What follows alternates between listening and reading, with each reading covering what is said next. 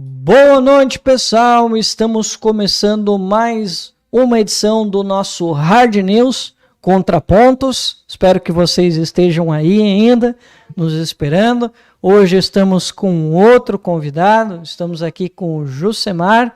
E como vocês sabem, né, hoje vamos tratar sobre uma série de temas. Vamos falar sobre a revisão do INSS, né, revisão da vida toda. Vamos falar um pouquinho sobre Colômbia, essa história aí de uma nova constituinte. Vamos falar também sobre essa ideia que está rodando na mídia em relação à Venezuela, de que há um suposto estremecimento das relações entre Brasil e Venezuela. Bom, a gente vai discutir esse tema porque a gente acha que a história não é bem assim. E vamos conversar também sobre a revisão do foro privilegiado. Mais um tema aí que promete gerar bastante polêmica.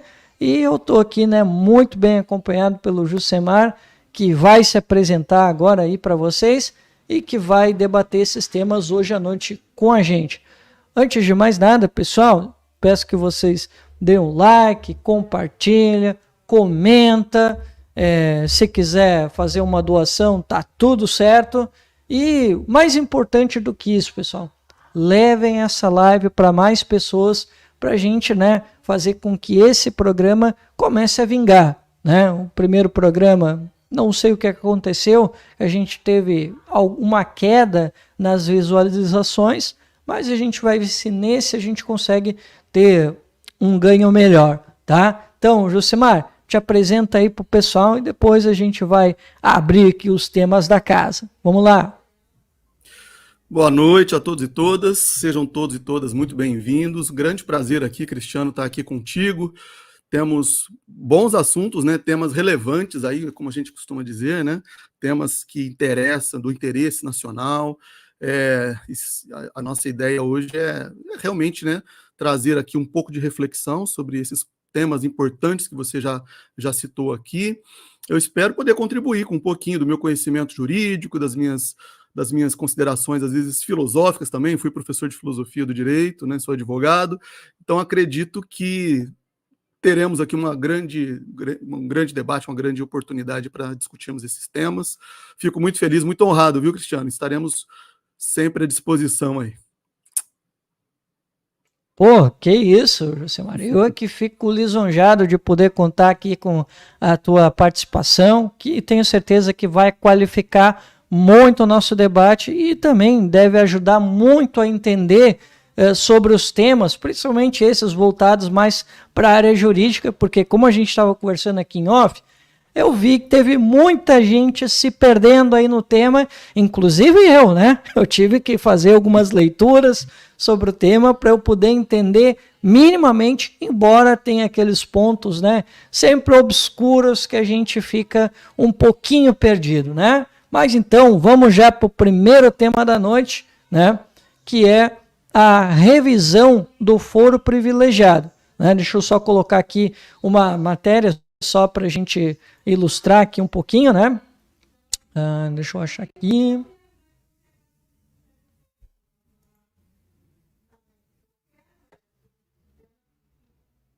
Enquanto você vai procurando aí, Cristiano, também lembrar de mandar um abraço aqui para o nosso amigo Marcelo, né? Estaria conosco hoje, desejando tudo de bom para ele aqui, né? Que eventualmente teve um contratempo, questões pessoais, provavelmente estará conosco em outras oportunidades, né? Mas provável que outros amigos aqui do Inhangatu, né, estarão presentes também e vamos estarmos muito bem representados. Perfeito.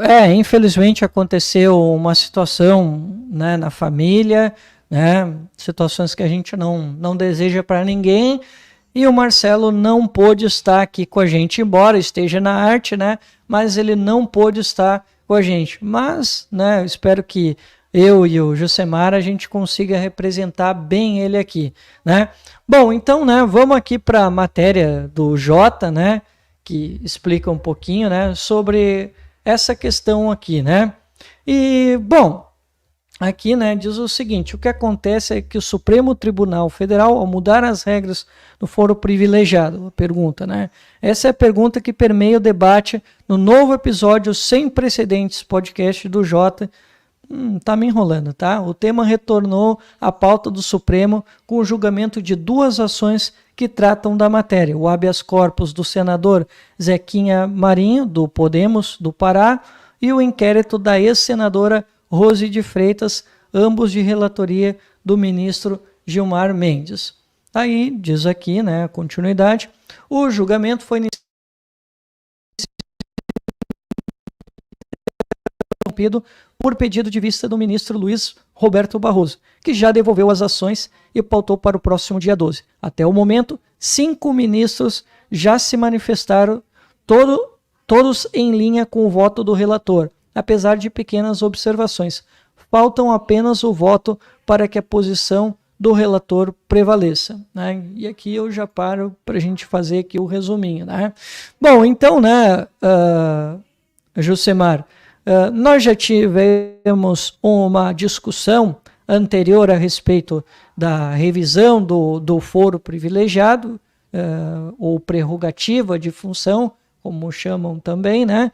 E havia se determinado para alguns agentes políticos, e há ali um entendimento de que o foro privilegiado, ele quando a gente vai, por exemplo, sei lá, apontar alguma matéria contra alguém, ele só pode ser responsabilizado de acordo se ele está na função e em função da função que ele exerce, né? E agora eles estão querendo mudar esse entendimento, né? Eles estão querendo fazer uma mudança nesse entendimento de que esse foro privilegiado ele vai se estender para aqueles parlamentares, né, pessoas que gozam desse foro, para que eles continuem com o foro privilegiado após eles não estarem mais exercendo a função parlamentar, né? Esse seria o novo entendimento que causou essa grande polêmica e que, claro, já há ali os enfrentamentos que já se era esperado entre o Congresso e o STF. Josemar, eu fiz um resuminho que deu para entender? Ficou tranquilo para o pessoal compreender a matéria? Muito bom, Cristiano. Primeiramente que assim, a fonte, né, o Jota, né, é um excelente canal, né, um site, né? Ele sempre traz matérias muito boas, muito bem qualificadas, muito bem escritas sobre a temática jurídica, né? Eu gosto bastante. Outro que eu gosto bastante também é o Migalhas, né? Eu sou assinante do Migalhas. Sim, eu separei o Migalhas também para uma outra matéria. Muito bom. Então, é isso. Basicamente, ele assim, mas de um modo geral, né? Como você bem falou, inclusive está aqui, né, como tema, trata-se de um tema bastante polêmico, né, porque, enfim, ele tem uma série de nuances, né, que gera o debate, que gera a discussão, né, entre as pessoas e na grande maioria das pessoas que acabam seguindo, muitas das vezes, as manchetes, né, e o conteúdo de outras mídias e que nem sempre tem aquela preocupação de se aprofundar sobre essa questão. Porque, de fato, como você mesmo também expôs aqui, não é um tema simples de ser resolvido, apesar dele estar lá na Constituição, né? Aliás, muitos temas, a nossa Constituição, ela é considerada uma Constituição prolixa, né? Existe essa expressão, essa classificação da nossa Constituição, porque ela procura abordar muitos temas, muitos assuntos, né? E muitas das vezes ela não entra nos detalhes desses assuntos, né? Mas ela é prolixa por isso, porque ela trata de muitos temas, né? E alguns deles, como esse, por exemplo, né? Tecnicamente o correto é chamar mesmo por foro, por prerrogativa de função, né? Porque se trata, em princípio, de uma prerrogativa, ou seja, uma espécie de um atributo que determinadas autoridades possuem em razão do seu cargo. Ou seja, é um atributo das instituições e não das pessoas. Mas é evidente que no linguajar comum, né, no dia a dia, a gente usa foro privilegiado, primeiro porque parece mais simples de falar, né? Ao invés de ficar toda hora repetindo foro, por, prerrogativa de função e ficar nesse trava-língua, é mais fácil a gente falar foro privilegiado. Mas o que parece uma mera tecnicalidade, um detalhe, né? Ele esconde também um ponto importante, porque quando a gente fala privilégio, né? E existe uma origem até latina, né, dessa palavra privilégio, que seria algo como privus legis, se eu não me engano, ou priva legis, passa a ideia de uma lei específica para certas pessoas, né? Ou seja, determinados indivíduos que têm certos privilégios, né, certas vantagens. Ao passo que não é bem isso que o que esse instituto ele quer trazer, né, como a Constituição, na verdade, como a Constituição o elaborou, né? Mas então ele traz um pouco essa ideia carregada, né, de que determinados indivíduos eles estariam acima da lei, ou eles teriam determinadas vantagens que o cidadão comum não tem. E isso, muitas das vezes, causa justamente essa revolta, indignação para muitas pessoas, né? Então, ou seja, o assunto ele já começa bastante problemático por conta disso, né? Porque evidentemente que causa realmente muita indignação nós sabemos que, por vezes, nós, como cidadãos comuns, somos sujeitos a uma série de obrigações e deveres, e outros indivíduos têm, né, uma determinada casta, né, que detém determinadas vantagens, privilégios que o cidadão comum não tem. Então já começa o assunto aí, né, a partir desta ideia, né?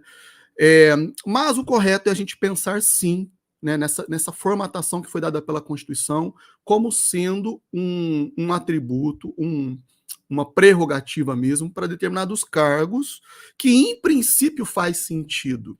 Né? Porque imagine você, Cristiano, você se candidata amanhã a prefeito na sua cidade, que agora eu me esqueci qual cidade que é a sua cidade. Palmares do Sul. Palmares do Sul. Pois é, você se candidata, imagina que você se candidate a prefeito lá na sua cidade, Palmares do Sul, e vai chegar algum momento que você vai bater de frente com alguém, né? Determinados grupos ali na cidade, né? Ou na comunidade. É muito comum, né? Porque um político dificilmente ele consegue agradar a gregos e troianos, né? Sempre vai desagradar alguém. E você passa, então, a sofrer algum tipo de perseguição, algum tipo de embate, né? E isso, naturalmente ou fatalmente, vai acabar chegando em algum momento no judiciário. Se o juiz que está lá, eventualmente, ele também não simpatizar com você, o que pode acontecer? Né? Você vai sofrer ali, como representante político, algum tipo de desvantagem, justamente porque você atraiu para você ali, né, algum tipo de animosidade ou antipatia. Isso poderá contaminar, por vezes, uma determinada decisão judicial. Por isso a Constituição prevê, por exemplo, para prefeitos, para cargos de prefeitos, uma espécie de prerrogativa, né, ou é uma prerrogativa, que possibilita, né, que o prefeito seja julgado, por exemplo, perante o Tribunal de Justiça e não perante o juiz de primeira instância. E isso vai, né, se reproduzir em relação a outros cargos.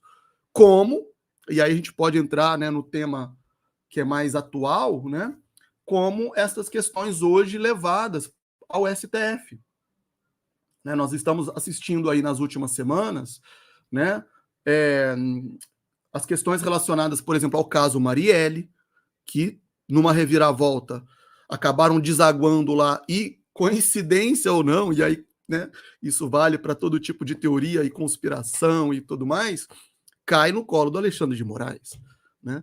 O caso do Bolsonaro, né, envolvendo as diversas acusações e investigações em relação ao Bolsonaro, também estão lá no STF, e existem determinadas críticas, né, e determinados questionamentos, inclusive da própria defesa do Bolsonaro, de que o STF não seria o foro adequado por conta dele ter perdido a sua condição de presidente da República. Então, todas essas questões permeiam esse debate. né? E eu acho que num primeiro momento, né, acho que essas primeiras observações servem aí para a gente dar uma certa, né, ideia, né, do quão complexo e quão difícil vai ser, muito provavelmente, essa tomada de decisão lá do STF. Agora, Josemar, uma questão que me pegou, porque assim, como a gente falou, né, essa questão do foro privilegiado, como a gente fala comumente, mas o correto seria foro por prerrogativa de função, ele é um tema que geralmente, assim como outros temas da política, ele gera aquela carga emocional, aquela passionalidade, e geralmente quando se fala em foro privilegiado ou foro por prerrogativa de função, as pessoas já olham de uma forma pejorativa, né? E sempre o debate ele acaba contaminado, inclusive o próprio entendimento. E eu, um cidadão comum, né? Não sou um universitário, um pesquisador, eu li e o que eu entendi foi o seguinte: não se está estendendo o foro privilegiado para pessoas que deixaram de ser agentes políticos para simplesmente os proteger como um privilégio. Não, não é para isso. É justamente para parar a bagunça. Porque hoje, por exemplo, se eu sou um prefeito, como tu disseste, e veja lá, eu na função que eu exerci, eu cometi um crime. Só que depois que eu saí da prefeitura, eu vou ser julgado pela primeira instância, né? Assim que deve ser.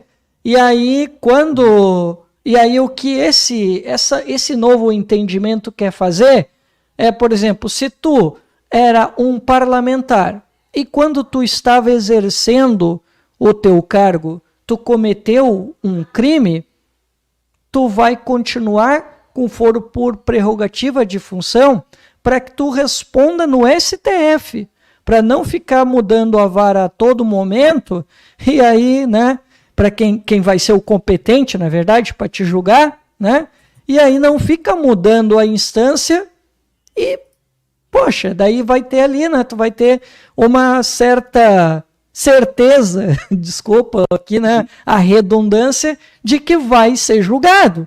Agora, eu não sei se é isso, eu entendi isso. Agora tem um ponto para mim que foi meio nebuloso, que eu confesso que pode ser que, lembrando, eu li isso ontem, era meia-noite, antes de eu dormir.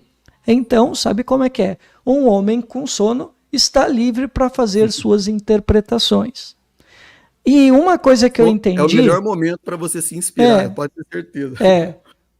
E assim, como eu te disse, então eu entendi o seguinte, que, bom, o sujeito saiu da sua função, ele cometeu um delito, né, na sua função, e ele, nesse entendimento, vai continuar com foro por prerrogativa de função, porque ele cometeu um delito, um crime, e ele vai responder na instância do qual ele era vinculado quando ele exercia uma função pública, certo?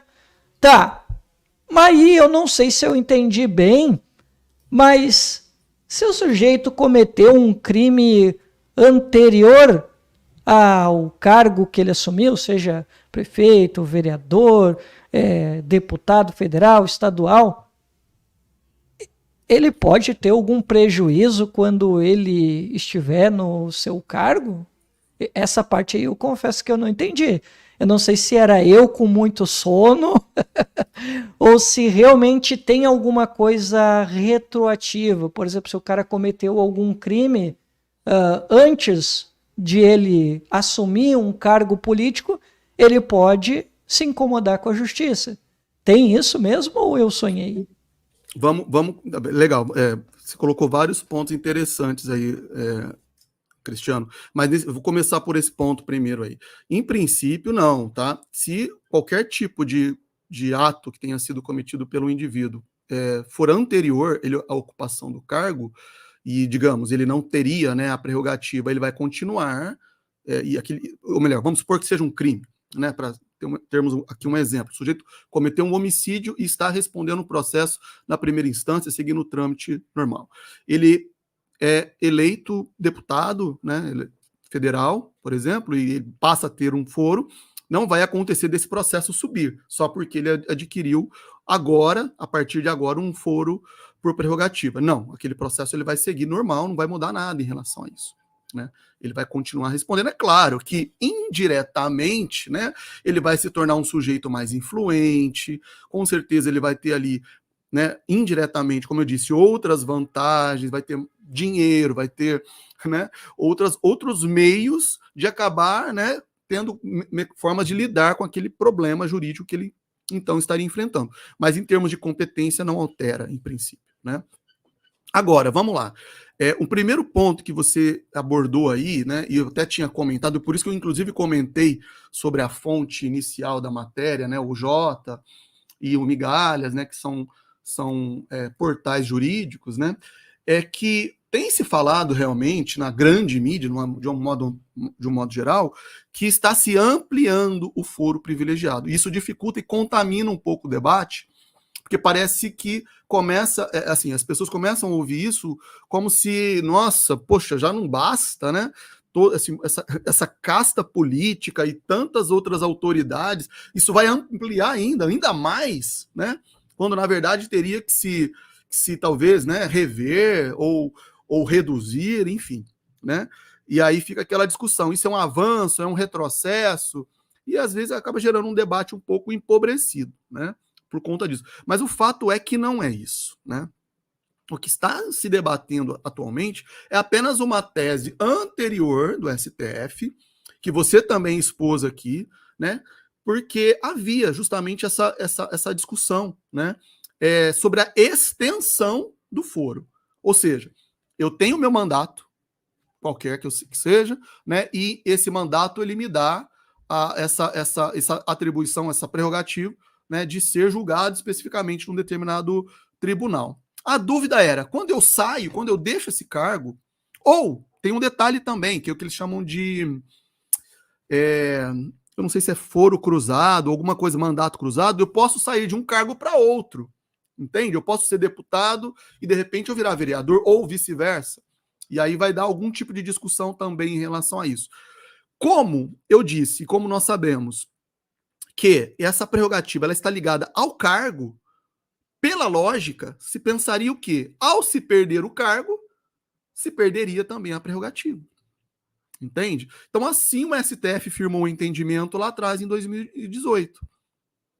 A coisa começa a mudar, Cristiano, quando se começa a perceber que determinados casos, eles são intrinsecamente ligados ao cargo. E aí eu terei que obrigatoriamente usar como exemplo, aqui que é mais recente, o caso do Bolsonaro, né? Veja, ele era um presidente da República e praticamente tudo que ele está sendo acusado hoje, né? Atos antidemocráticos, a questão da vacina e tudo mais, todos esses atos, né, foram praticados especificamente no cargo dele. Então faria sentido, né, o fato dele ter supostamente praticado esses atos durante os 4 anos, ele, né, e durante os 4 anos ele tem a prerrogativa de ser julgado perante o STF, ser levado para a primeira instância e começar do zero, né, um juiz qualquer, seja do DF ou do Rio, sei lá, qualquer que seja a competência, ter que analisar casos, analisar fatos que foram praticados quando ele era presidente, quando ele estaria, né, sob o jugo do STF. Então não faz muito sentido. Por isso que essa discussão ela precisa ser feita e está sendo feita agora. Tá certo? Só para finalizar, e a gente pode depois, se for o caso, tratar de mais algum outro ponto com relação a isso, algumas pessoas veem nisso que eles chamam de casuísmo. Ou seja, só porque agora é o Bolsonaro, só porque é a Marielle, ou seja, só porque esses casos vieram à tona é que isso está, então, sendo debatido e sendo discutido? Né? Isso não causa uma insegurança jurídica, não causa uma problemática maior. Então, isso é uma dúvida, isso é uma questão que fica, né? Mas, o que eu poderia dizer? O STF sempre agiu assim, né? O judiciário, praticamente, muitas das vezes, ele age dessa maneira, acompanhando o contexto dos fatos, né? Então, é algo, né, que precisa ser, de fato, refletido, mas que há sentido, tem um certo sentido nisso, considerando o contexto de tudo que nós vivenciamos aí nos últimos anos, né? Então, basicamente, é isso. Eu não sei se eu ajudei a esclarecer ou se eu trouxe mais complexidade à questão, mas é, de fato, uma questão bastante problemática.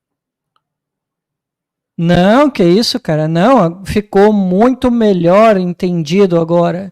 Porque realmente tem, né?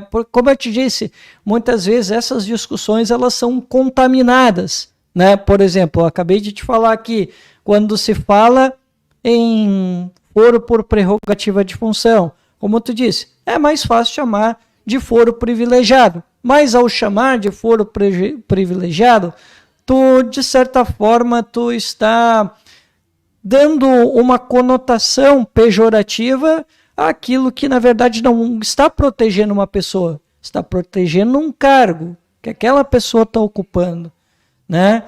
E como tu disseste, né, isso gera uma série de discussões bastante desnecessárias, como tu disse, a mídia aí estava reproduzindo que vão aumentar ainda mais o privilégio dessa casta política. Não, eu honestamente aqui, eu sei que vai ter muita gente que vai discordar, mas eu acho que esse é um bom entendimento, na minha opinião, porque aí acaba a confusão, porque realmente esse negócio de quando o sujeito ele deixa um cargo político e ele vai responder em outra instância, por exemplo, uma primeira instância, cara, daí tu vai começar tudo de novo, aquilo que, por exemplo, o STF já começou, sabe?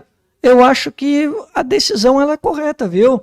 Eu, quando li a matéria ontem, né, foi a parte que talvez eu não estava ainda com tanto sono e eu consegui compreender legal, aí eu disse, mas a ideia é boa, eu não estou entendendo por que o pessoal está na bronca, porque a ideia é boa. Poxa, isso aqui é uma forma da gente acabar com essa bagunça de daqui a pouco o STF está julgando um determinado político porque ele, na função e exercendo as suas funções, ele cometeu algum delito e aí ele sai do cargo e aí, poxa, e daí ele vai responder na primeira instância e vai ter que começar tudo de novo? Não, agora, peraí. tem um detalhe, viu, Cristiano? Tem um detalhe. Olha só, muitas pessoas entendem, né? Nossa, é um privilégio, porque por que fulano é julgado perante o STF e eu, que sou um cidadãozinho comum, julgado perante o juizinho? Agora, veja, eu que sou eu ou qualquer um de nós aqui, meros mortais, que por alguma razão, né, tenhamos que responder perante um juiz de primeira instância, veja só, veja a trajetória pela qual nós iremos passar. Nós seremos julgados na primeira instância por um juiz de piso ou de primeiro grau, né, como nós advogados chamamos. Depois você recorre, vai para o Tribunal de Justiça do Estado, se é Justiça Comum, né, ou para o TRF, se é a Justiça Federal. Aí, beleza, encerrou aí, primeira e segunda instância. Ainda tem a possibilidade de irmos aos tribunais superiores. Erroneamente, as pessoas falam, vai para a terceira instância. Não existe terceira instância, tá? O que existe são os tribunais superiores, o STJ e o STF, que só vão analisar questões relacionadas à lei federal, no caso do STJ, e questões relacionadas à constitucionalidade, né, ou inconstitucionalidade, que é lá no STF.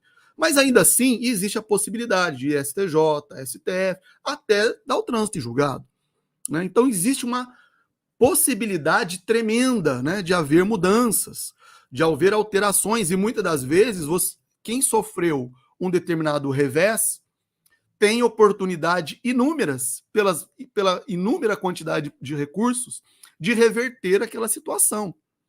Agora, olha só, quem tem o tal do foro por prerrogativa, que a maioria entende como sendo privilégio e tudo mais, muitas vezes ele está, no linguajar popular, lascado, porque ele já começa, por exemplo, no STF, Você está entendendo? Ele já começa sendo julgado no STF e depois não tem mais para quem recorrer.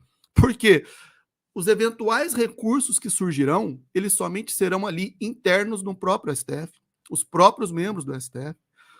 Por isso que, por exemplo, eu imagino, né, que a defesa do Bolsonaro e outros aí, né, esse brasão, no caso da Marielle, eles querem porque querem que caia essa questão do foro por prerrogativa, como a gente estava dizendo, para que eles possam começar lá de baixo e depois recorrendo, e sabe-se lá quando, né, terão aí finalizado o processo. Então, eu convido a maioria das pessoas que entendem, né, que isso é uma vantagem, a refletir um pouco sobre isso, viu? Porque não é tão vantajoso assim você já começar a ser julgado por um determinado tribunal lá em cima e depois não ter mais para onde recorrer.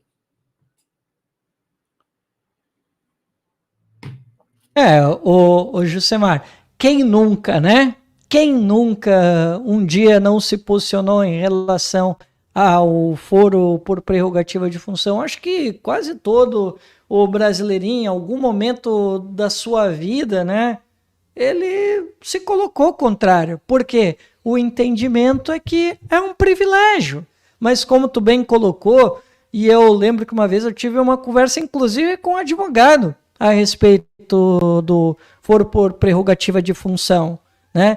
E eu me coloquei, né, ao contrário, eu disse, olha, eu acho que isso aí é um absurdo e tal.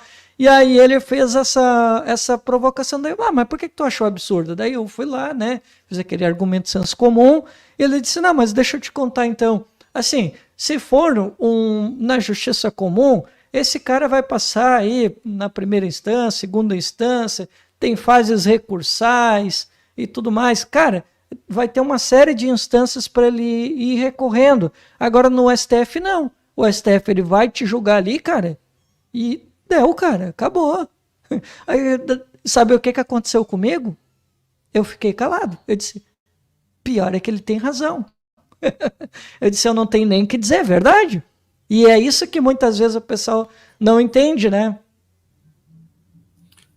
Agora, de fato, é isso, né? Existem diversas nuances, né? Como essa que eu falei, né? Por que só agora? Aí sempre vem essas perguntas, né? Por que só agora que está se discutindo? Na verdade, é uma discussão um tanto quanto permanente, como você mesmo colocou, né? É uma polêmica e ela já acompanha, né, os tribunais e as discussões jurídicas há bastante tempo.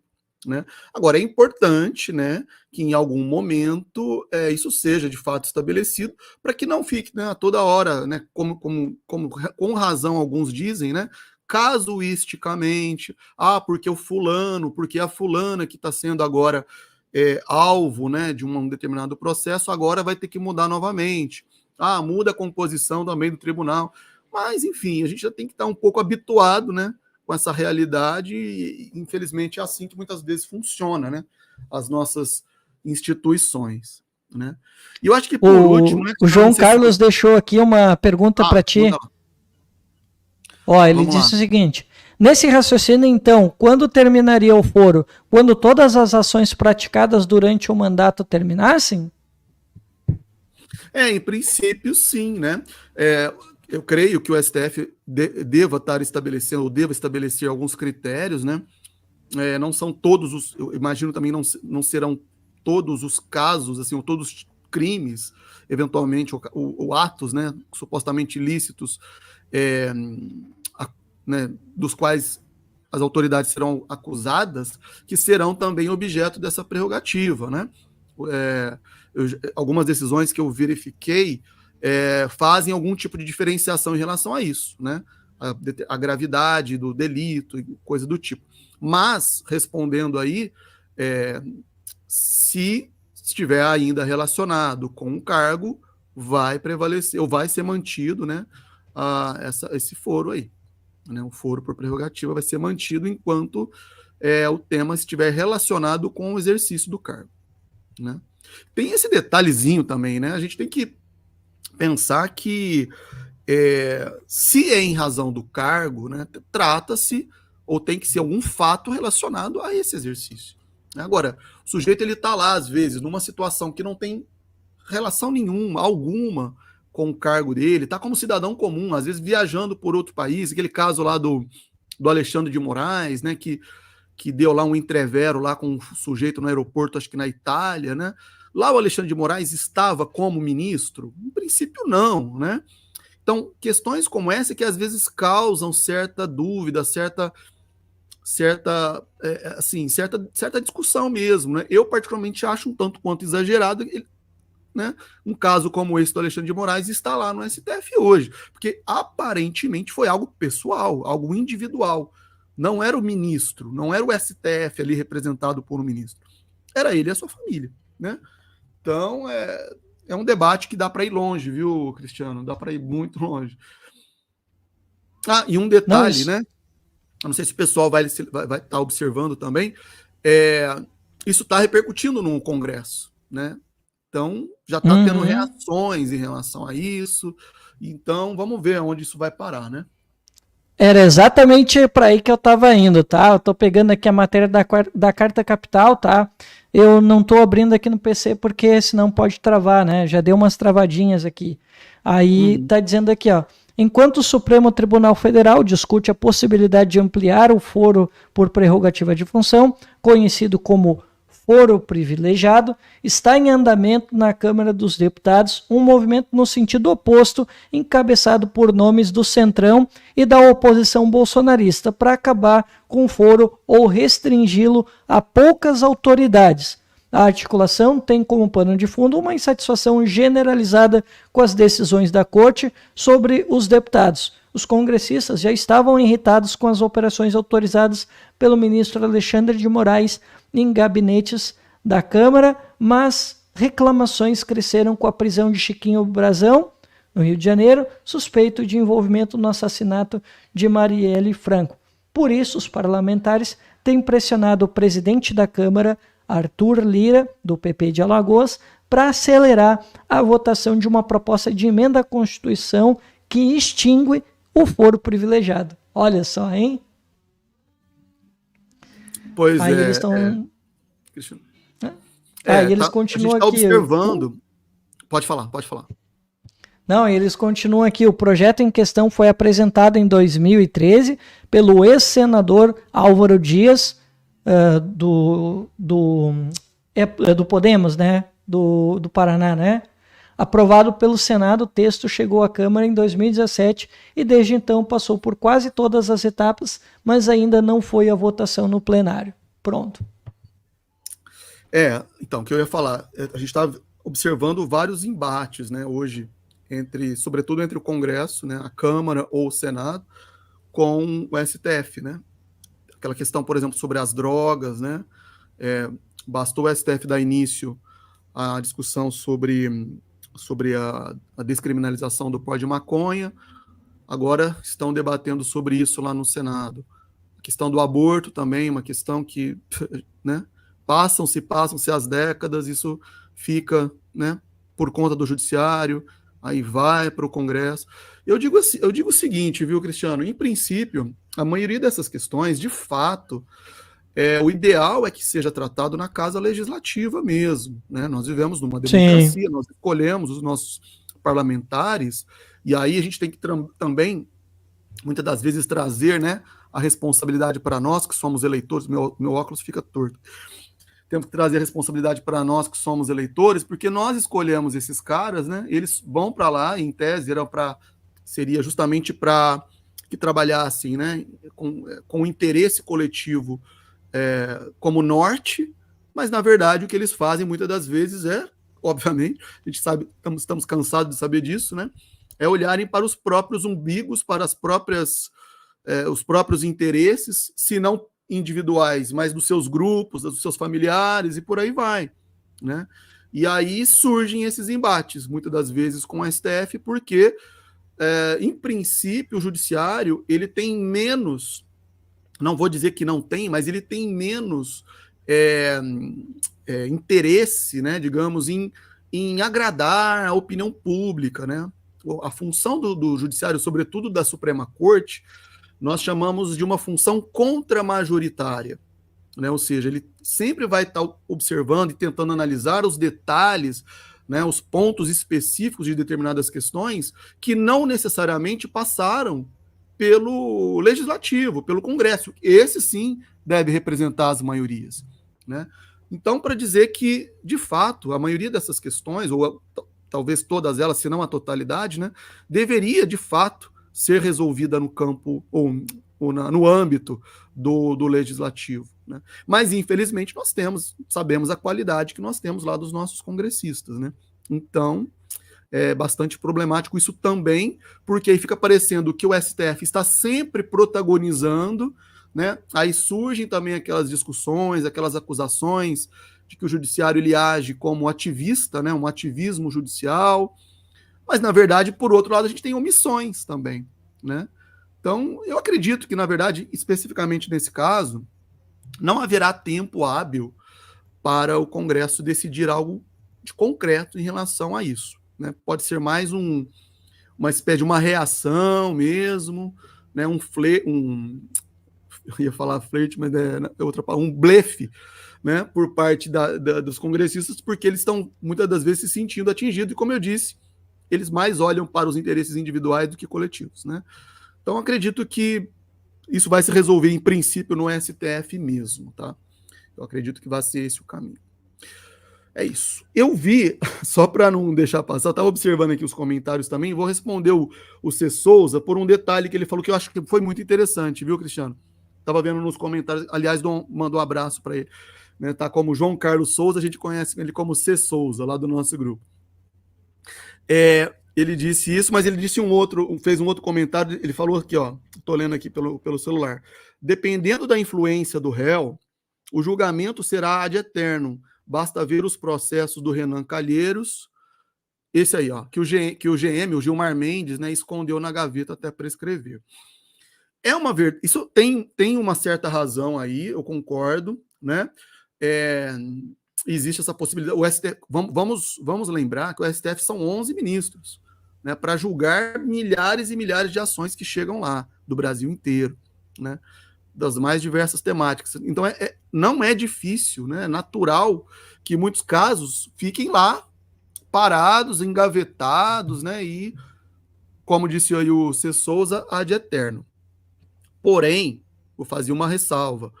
Não vamos nos iludir achando que quaisquer desses processos indo também para, digamos, o trâmite ordinário, comum, vai ser resolvido de maneira rápida. Poderia citar inúmeros casos, não só de grande repercussão, mas casos comuns mesmo, né, do meu dia a dia como advogado, que duram décadas para serem resolvidos.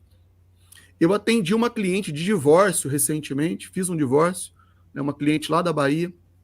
Ela já havia se casado anteriormente, já tinha passado por um processo de divórcio e estava traumatizada com esse processo, estava com medo de que poderia acontecer agora, nesse novo, infelizmente, desenlace dela, por conta da experiência que ela teve no judiciário. Ela demorou, Cristiano, 26 anos para concluir um processo de divórcio. Caramba! Então, hein? é isso. Não vamos nos iludir achando que pelo fato de ir para a primeira instância...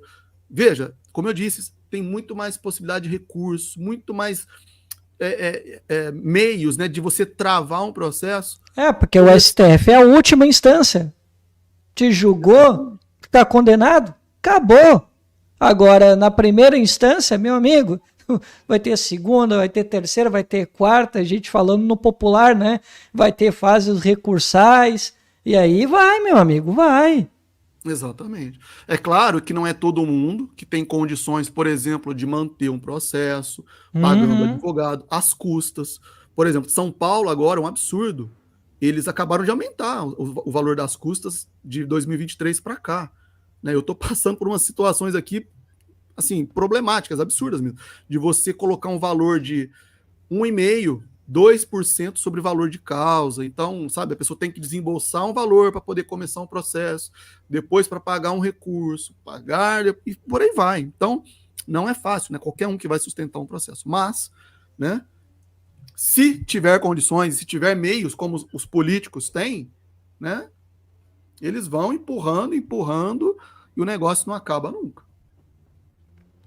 Pois então, Bom, Josemar, eu também acho que sim, foi muito mais um blefe, muito mais uma reação do Congresso do que algo concreto. Eles quiseram, de alguma forma, medir forças com o STF, o que já não é nenhuma novidade por parte do mundo político, né?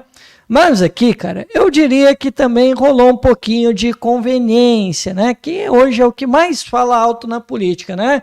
Porque eu lembro perfeitamente que quando o STF ele estava querendo flexibilizar esse instituto aqui que nós estamos discutindo hoje, né? Eles reagiram. Ninguém gostou do STF querer limitar o foro por prerrogativa de função. Quando um dia houve essa discussão, ninguém gostou. Aí agora, por causa que o Bolsonaro, por causa que alguns outros parlamentares que se envolveram no caso aí da Marielle Franco, aí agora eles querem colocar um projeto na mesa para extinguir o foro privilegiado. Uhum. Olha que absurdo, né? Simplesmente então... só por um puro revanchismo com o STF. E aqui eu não estou dizendo que o STF tem que decidir, né? Eu acho que a decisão passa pelo Congresso também, afinal eles foram eleitos para isso, né? Agora, o problema é o seguinte, é que a gente contamina a discussão. É que, de novo, a gente tem um vício na discussão. Se acha que a decisão é única e exclusivamente para atingir A ou B. Claro que vai atingir A ou B ou C. A gente também não pode esquecer que as decisões, que o STF também é político, que o STF ele vai olhar o contexto. Agora, cara, não tem como ficar medindo caso a caso do que aquela decisão vai acarretar. Ou tu acha que simplesmente os ministros sentam numa mesa ali e dizem, ó, vamos decidir tal coisa porque vai prejudicar aqui, na minha contagem aqui, 400 pessoas. Passa isso na votação lá para a gente danar lá com mais de 400 pessoas. Eu acredito que eles não ficam fazendo esse tipo de cálculo, né? É aquilo que eu sempre, na minha experiência, né, empírica, é o seguinte, no direito, sempre quando tu vai mexer com alguma matéria, é porque tu viu um problema em algum momento da história. Então, tu precisa criar, né, uma decisão que vai gerar uma jurisprudência sobre aquele tema. É o que eu entendo como um cidadão comum, né? Então, assim, a gente que nesse caso aqui, de novo, a gente está achando que, não nós, né, mas os parlamentares, que é uma decisão que é para prejudicar o Bolsonaro, que é uma decisão que é para retalhar o Chiquinho Brazão e sei lá quem, né?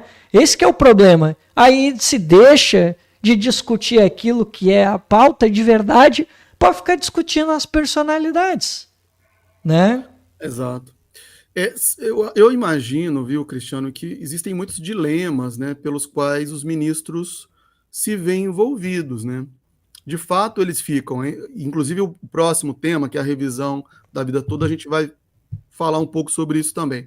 Eles ficam entre o campo político e o campo jurídico, isso é inegável, né? Claro. Começar pela indicação dos próprios ministros, né? Aquele sistema de freios e contrapesos, ele determina, né, que as indicações sejam políticas.